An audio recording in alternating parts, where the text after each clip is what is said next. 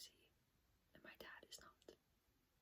So my mom, as seen in the end of the first video, will just walk in my room. But that's also because I don't have a door at my mom's house. But yeah, so today I don't really have a plan. However, I was thinking I could read Aesop's Fables to you because my grandma just gave me her copy of it because I asked for it for Christmas and I put it on my Christmas list. And she was like, "Oh, Cam, here, I have a copy," and just like walked in because I went up to see them this last weekend. And I like walked, or I was sitting in her office playing Roblox on her computer, and she just walked in and she was like, "Here," and I was like, "What?" And she was like, "Take it," and I was like, "Okay," and so I did. So yeah, I guess I'm probably gonna do that. Also, forgive my appearance, please. I just got back from rock climbing, so like I broke skin today. I ripped it. It kind of hurts, but not anymore because I put a band-aid on it. I've only been climbing for like a month, and I'm already seeing some notable differences in both my appearance and my attitude. So, that's pretty sick. That's pretty rad. But yeah, so I started climbing, and I'm getting injured because of it already. No. But yeah, so I guess I'll just read some Aesop's Fables to you. And yeah, let's go. Okay, so this is my grandma's copy of Aesop's Fables. It has what I believe to be two storks, a tortoise and a hare, and a rat and a fox, and I don't know what that is, but it references characters from all of his fables.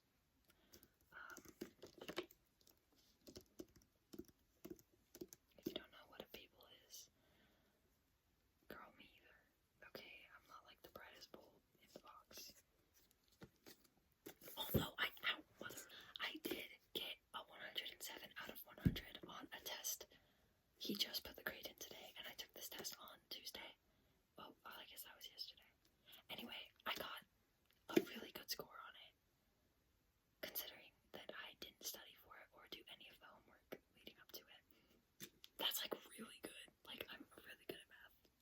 No, I am actually. Like, it's my best subject. Second best. Best subject this year because I don't have science class. Okay, this is Aesop's Fables, illustrated by Arthur Rackham. Guess who it's written by? Aesop. Anyway, let's begin.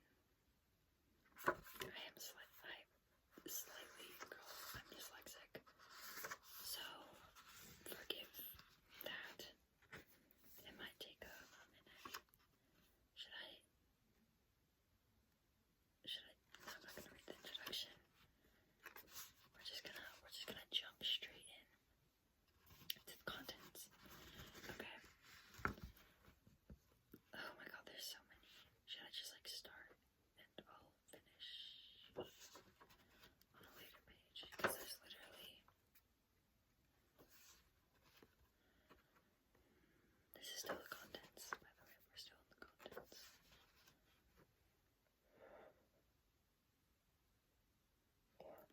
224 pages, and a lot of the pages have doubles, have 2 on each page. Some of them are full pages though. So, yeah. Okay. We're gonna start with the fox and the grapes. A hungry fox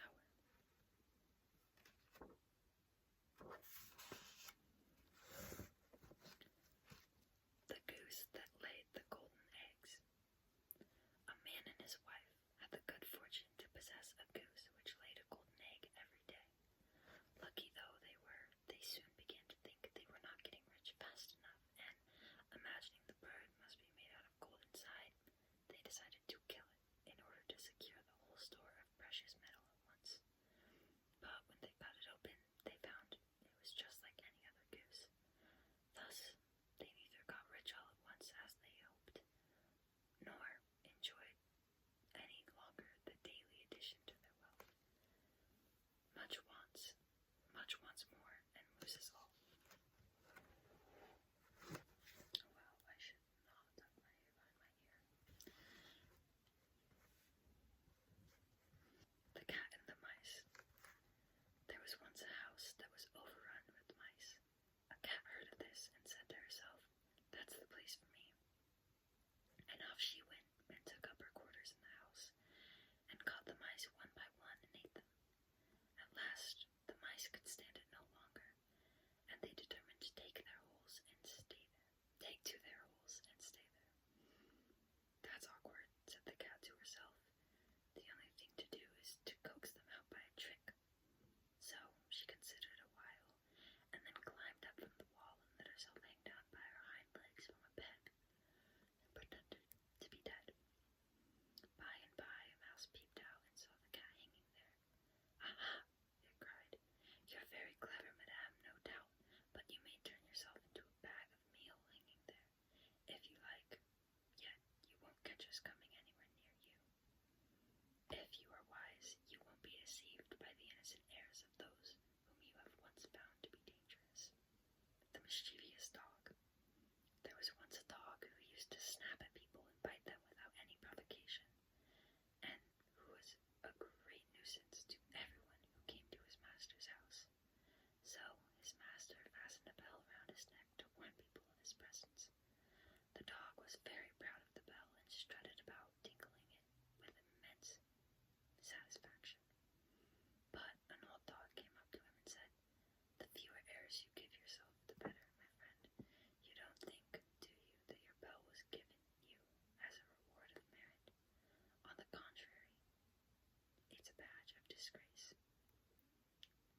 Notoriety is often mistaken for fame. That's the fable. The moral. Fables are like stories that show morals. The charcoal burner and the fuller. There was once a charcoal burner who lived and worked by himself. A fuller, however, happened to come and settle in the same neighborhood, and the charcoal burner, having made his acquaintance and finding he was an agreeable sort of fellow, asked him if he would come and share his house. "We shall get to know one another better that way," he said, "and beside, our household expenses will be diminished." The fuller thanked him, but replied, "I couldn't think of it, sir. Why, everything I take such pains to whiten would be blackened in no time by your cold charcoal." I don't know what the moral of that is, if they tell you. The mice in council.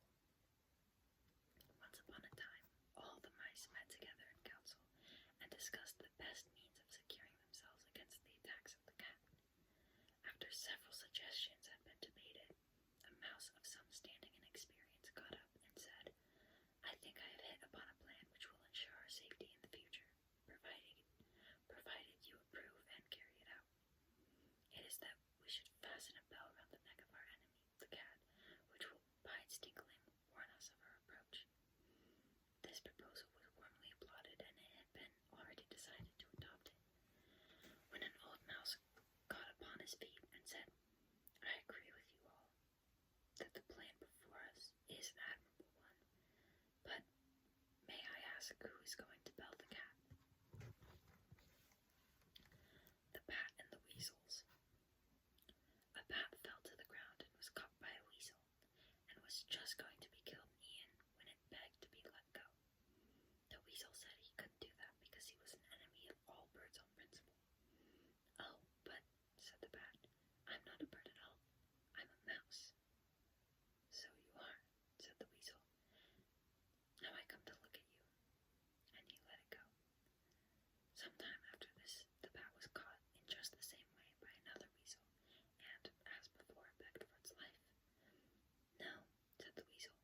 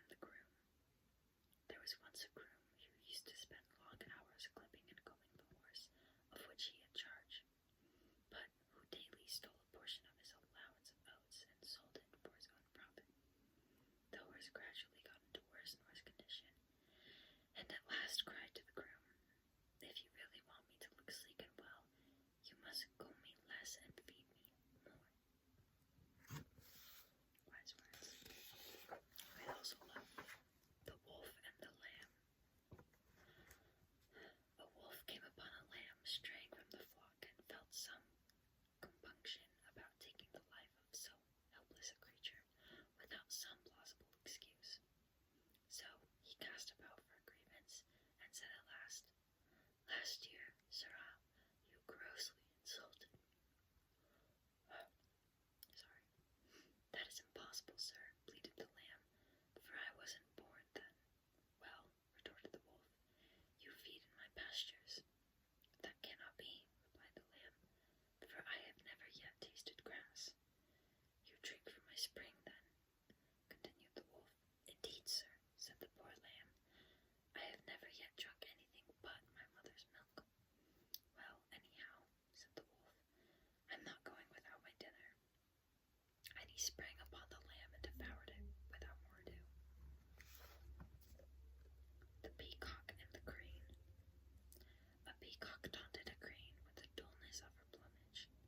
Look at my brilliant colors, said she, and see how much finer they are than your poor feathers. I am not denying, replied the crane, that yours are far grayer than mine, but when it comes to flying...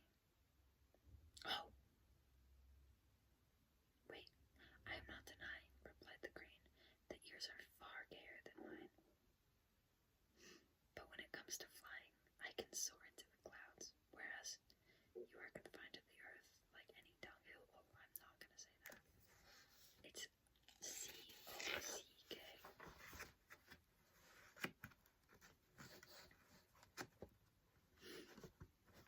The Cat and the Birds. A cat heard that the birds in an aviary were ailing, so he got himself up as a doctor and, taking with him a set of the instruments proper to his profession, presented himself at the door and inquired after the health of the birds. We shall do very well, they replied without letting him in, when we've seen the last of you. A villain may disguise himself, but he will not deceive the wise. The Spendthrift and the Swallow. A spendthrift, who had wasted his fortune and had nothing left but the clothes in which he stood, saw a swallow one fine day in early spring. Thinking that summer had come and that he could now do without his coat, he went and sold it for what it would fetch. A change, however, took place in the weather, and there came a sharp frost, which killed the unfortunate swallow. When the spendthrift saw its dead body, he cried, Miserable bird, thanks to you, I am perishing of cold myself. One swallow does not make summer. The Old Woman and the Doctor. An old woman became almost totally blind from a disease of the eyes, and after consulting a doctor, made an agreement with him in the presence of witnesses that she should pay him a high fee if he cured her, while if he failed, he was to receive nothing. The doctor accordingly prescribed a course of treatment, and every time he paid her a visit, he took away with him some article out of the house, until at last, when he visited her for the last time, and the cure was complete, there was nothing left. When the old woman saw that the house was empty, she refused to pay him his fee, and after repeated refusals on her part, he sued her before the magistrates for payment of her debt. On being brought into court, she was ready with her defense. The claimant, said she, has stated the facts about our agreement correctly. I undertook to pay him a fee if he cured me, and he, on his part, promised to charge nothing if he failed. Now he says I am cured, but I say I am blinder than ever, and I can prove what I say. When my eyes were bad, I could at any rate see well enough to be aware that my house contained a certain amount of furniture and other things. But now, when according to him I am cured, I am entirely unable to see anything there at all. The Moon and her Mother. The Moon once begged her mother to make her a gown. How can I, replied she, there's no fitting your figure. At one time you're a new moon, and at another you're a full moon, and between whiles you're neither one nor the other. Mercury and the Woodman. A woodman was felling a tree on the bank of a river when his axe, glancing off the trunk, flew out of his hands and fell into the water. As he stood by the water's edge, lamenting his loss, Mercury appeared and asked him the reason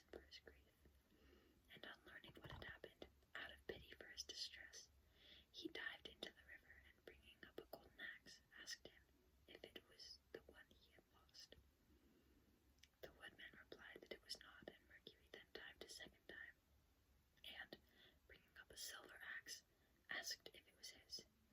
"No, that is not mine either," said the woodman. Once more Mercury dived into the river and brought up the missing axe. The woodman was overjoyed at recovering his property and thanked his benefactor warmly, and the latter was so pleased with his honesty that he made him a present of the 2 other axes. When the woodman finally told the story to his companions, one of these was filled with envy of his good fortune and determined to try his luck for himself. So he went and began to fell a tree at the edge of the river, and presently contrived to let his axe drop into the water. Mercury appeared as before, and on learning that his axe had fallen in, he dived and brought up a golden axe as he had done on the previous occasion. Without waiting to be asked whether it was his or not, the fellow cried, "That's mine, that's mine," and stretched out his hand eagerly for the prize. But Mercury was so disgusted at his dishonesty that he not only declined to give him the golden axe, but also refused to recover for him the one he had let fall into the stream. Honesty is the best policy. I stand by that phrase, because I used to lie like all the time, especially to like my parents, and now I just like stand by that phrase because lying got me out of trouble for like temporarily, but then I would be caught to lie again. I'm not gonna read that one because this is a bad word. I think I'm gonna read a couple more pages to page 20. The Lion and the Mouse. A lion asleep in his lair was waked up by a mouse running over his face. Losing his temper, he seized it with his paw and was about to kill it. The mouse, terrified, piteously entreated him to spare its life. "Please let me go," it cried, "and one day I will repay you for your kindness." The idea of so insignificant a creature ever being able to do anything for him amused the lion, so much that he laughed aloud and good-humoredly let it go. But the mouse's chance came after all. One day the lion got entangled in a net which had been spread for game by some hunters, and the mouse heard and recognized his roars of anger and ran to the spot. Without more ado, it set to work to gnaw the ropes with its teeth, and succeeded before long in setting the lion free. "There," said the mouse, "you laughed at me when I promised I would repay you, but now you see even a mouse can help a lion." The Crow and the Pitcher.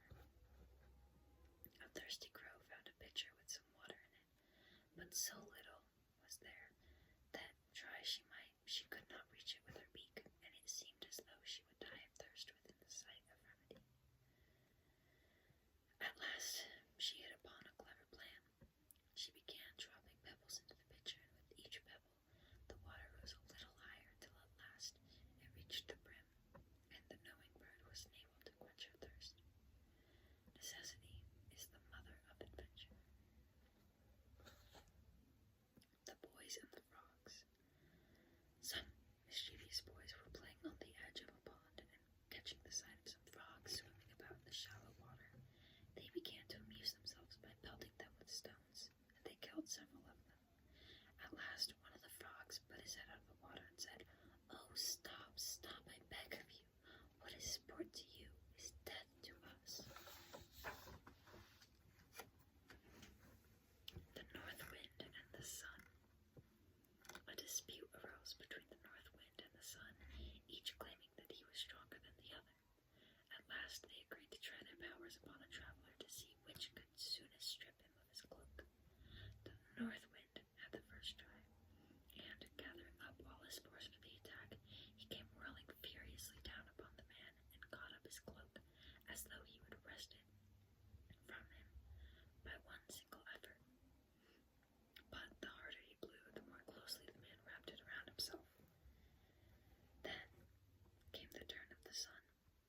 At first he beamed gently upon the traveler, who soon unclasped his cloak